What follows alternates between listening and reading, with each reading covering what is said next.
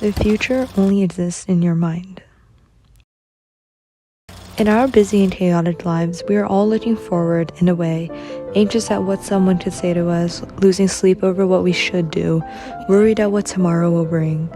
But we often forget that actually, there is no tomorrow. The future is a completely blank slate, and the ideas that we conjure up in our mind for the future, imagining how we will go and what will happen to us, they actually only exist in our mind. The future is nothing but a figment of our imagination. The only thing that actually exists is the present. I feel like in this fast-paced modern day, there exists a stress epidemic because we are all constantly surrounded by external sources of validation and other people's successes. Everyone is competing with everyone else, always trying to have more money, more followers, more attention, more everything in this cold race that no one chose to join, but everyone is choosing to keep running it. Everyone is simultaneously worrying about what will go wrong and why they can't have that too and how they compare to others. What is worrying though? To put it simply, worrying is experiencing the pain of the future in the present. When you worry about what will happen tomorrow, you experience today's pain twice-fold. That pain brings absolutely no change, no console, and no closure over tomorrow. When he tries to extend power over objects, those objects gain control over him. Lao Tzu.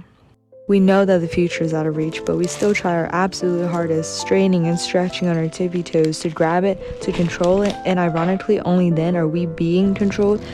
But isn't that a beautiful thing? Being able to realize that you have no control over anything but the present moment and letting everything else go? Jade Drew put it this way.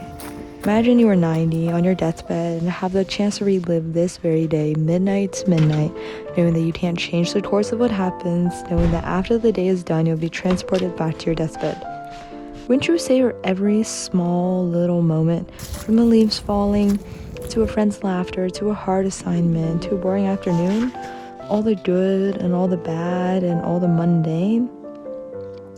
Recently, I've been kind of stressed, juggling a lot of things at once. I think acknowledging our powerlessness is the first step in letting go, and I'm working on this too.